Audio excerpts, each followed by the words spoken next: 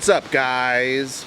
My name is Brain Smasher, and this is episode 2 of the DOOMTOBER heavy metal series. I'm out here in the woods, renting timbers. I know it's not like an insanely beautiful autumn fall visage, because truth is, this is a beautiful park, but I don't want to walk all the way in there with my CDs, my camera rig, and all my shit, and then walk back to the car and then go back. So you're getting the beautiful visage that is me. And we're going to talk about a couple of Doom albums that have a correlation to this time of year. The colder weather, the turning leaves, and the beautiful music that makes me love this time of year. It's been really blustery here lately.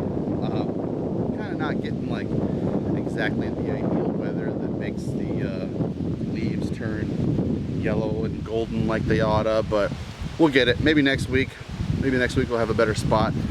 It's been really hard to find time to shoot, but anyways, I have been enjoying 4 amazing records that I want you to work in to your playlists and love as much as I do. The first one is from Down Under, Murkrat with Drudging the Mire. I've actually listened to this digitally for years. Finally ponied up and bought a copy of it. Not hard to find a copy of. I think I spent like $6 on this thing, so totally jump on this. It is super great. I'm by no means saying this is a top anything Doom record of all time or whatever, but I fucking love it. It's a one-woman kind of doomy kind of thing. It's not super original musically. It is adept enough to really convey just sorrowful, mournful kind of doom, like a lot of these albums in this series are going to be. But where it really shines for me and where I get just the feels is the vocals. So I ordinarily don't fucking get a boner when anyone says female vocalist or whatever. Kind of sick of that conversation, but she, I meant to look this up beforehand, maybe I'll edit this out, but the mournful, just longing kind of vocals harmonize. I don't know, I'm not sure if she does just all the vocals by herself or if she's harmonizing with another singer. Let's see here. It looks like it's just this lady who does. She also, I think, played in Sadistic Execution. She's doing all the music with a drummer. But man, the sorrowful, mournful, harmonious vocals are just—they're just absolutely enthralling. They make the record. Like I said, the music is pretty fucking good, like exactly what you would kind of want this kind of thing to be, but where it shines for me and where it really sells that just kind of feeling is in the vocals. It's just kind of has this like monkish, cathedral-ish kind of choir sort of sound, but it's really only just like 2 vocal tracks. It's just like boiled down to the bare minimum. It's just a super raw, kind of desolate, introspective, kind of personal sound. I think this came on my radar maybe 10 years ago or so. Aesop Decker from Agalloch did a blog called Cosmic Hearse, and I got a ton of great recommendations from him on that, and this is really no slouch. So I believe there are some other Murkrat releases. I haven't really gone into checking them out because I honestly can't get over how good this one is. Drudging the Mire, Murkrat.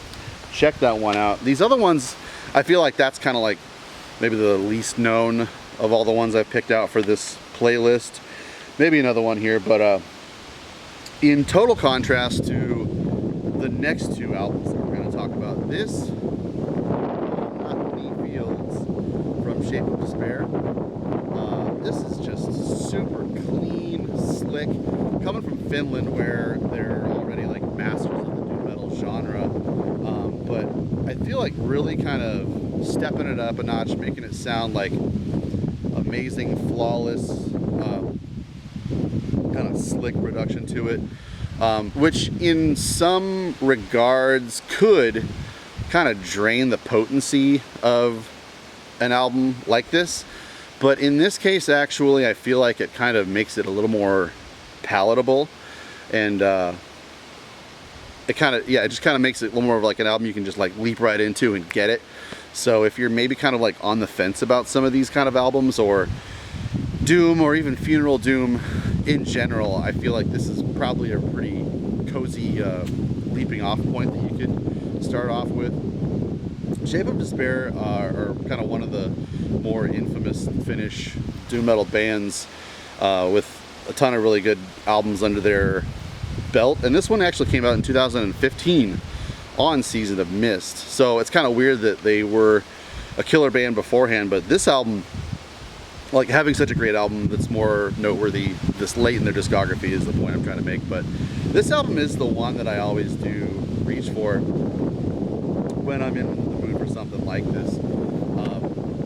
It's got a lot of kind of like typo negative kind of choral moments to it. It's kind of got this like, my sound, but I don't know if you feel this way too about it, but there's something about typo negative that's kind of sexy, the way it's sort of erotic and romantic in a way. And I feel like some of the female choral vocals and the kind of like the elaborate choral chord synths going on to this make it a really fun kind of listen with a lot of extra depth to it. It is slow, drudging, and plodding like a lot of the stuff in this playlist is, but they make up for a lot of that maybe familiarity with some kind of interesting instrumentation, some additional kind of candy in the dish for you to fish around on.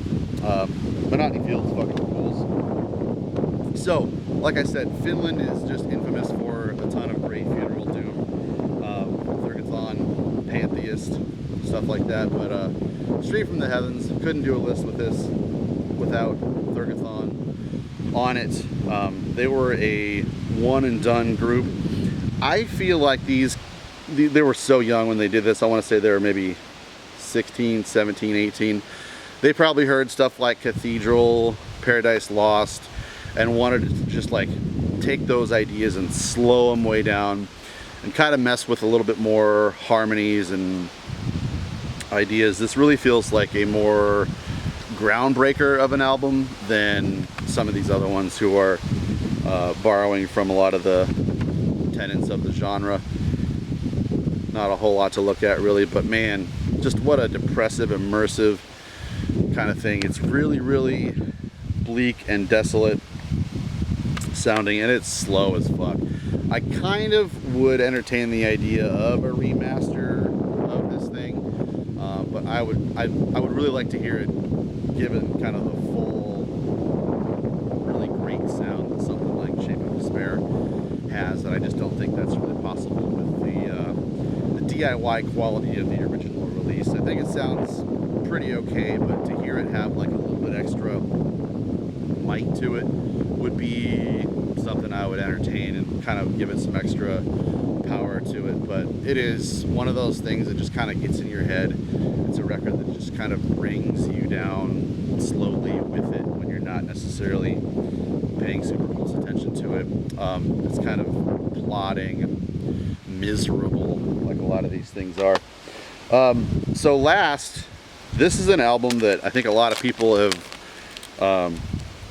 sought over the last few years. I feel like people like myself and a couple other YouTubers, and actually the next issue of Arcane Archivist is going to have an issue with Thorns of the Carrion. So this is a 3 CD reissue compilation set of most of Thorns of the Carrion's work. It neglects to include one album. Of course, since I'm on camera, I'm gonna forget the name of it. But that album is mostly like just a keyboardy kind of whatever kind of deal. The album I want to talk about though is the Scarlet Tapestry. So this was a pretty penny. I think I paid maybe like €30 or something to get this in from Russia. And I was also super skeptical about it being like a rip-off, bootleg kind of deal. You know, buying it from Russia is always a crapshoot. But it's a pretty killer release. It's just kind of weird. It's 3 CDs in 2 jewel cases, which is fucking bonkers. But the third disc is all the Scarlet Tapestry. The other one is a couple of live recordings, couple EPs, etc. But I just had to have this. Also, I'm not sure if there's science backing me or not, but these gold discs sound really, really, really good. From what I've heard, there's a possibility of an LP reissue of the Scarlet Tapestry by Thorns and Carrion. Another note before we get on to the album, though, the booklet in this thing is like way smaller than the jewel case, so yeah, weird release, I know. Anyways, but the Scarlet Tapestry is just the most gorgeous fucking romantic funeral doom album there ever was. It's a little underproduced. It's kind of mid-era from Ohio, actually. Some of you might be fans of Jim Ash's work from Estuary of Calamity and Faith Extractor and a ton of other killer bands. I'm trying to find the Scarlet Tapestry album cover in this booklet so I can show you. There's a little, there it is. Okay. Yeah, so some of you may have seen this on Instagram or other stuff going around, but man, what a good album. It's, okay, like, I could give you a hot take and say it's like early Cradle of Filth slowed down to like 60 BPM or something like that. It has a lot of those kind of gothic sort of moments that are probably gonna honestly be a deal breaker for a lot of you people who aren't ordinarily into something like this. There's flute and recorder really throughout this entire album, and like, if you're not down with that from the get-go, I don't know if you're gonna have a great time listening to it. But it's kind of one of those albums where it's like you're either way in or you're not at all. But it is a super immersive kind of record. It's super emotive. You can really just hear like these teenagers just pouring over these fucking god-awful lyrics, I'm sure. But it is heavy, drudging, and depressive as all hell.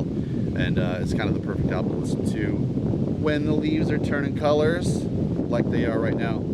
So check these albums out. Definitely get on them. So like, I don't know if I mentioned it, but this label, Endless Desperation, I think he only sells through Discogs. And I want to say, like, actually, just look it up. I'll put a link down below for you if you want to pick this up. Probably going to cost you around $50 or so to get it to the States, if that's where you're coming from, or wait for a reissue possibility the next few years. And then definitely get on this Murkrat. I feel like this could use a boost in the amount of love that it gets. So that's it for now. We're gonna go for a walk, maybe see some mushrooms. I don't know, it hasn't really been enough rainfall to get anything up, but stay tuned. I should have another episode of this DOOMTOBER series up next week if all goes as planned, and then another one after that, and then vote for Joe Biden, fuck Donald Trump, and go fuck yourself. Later.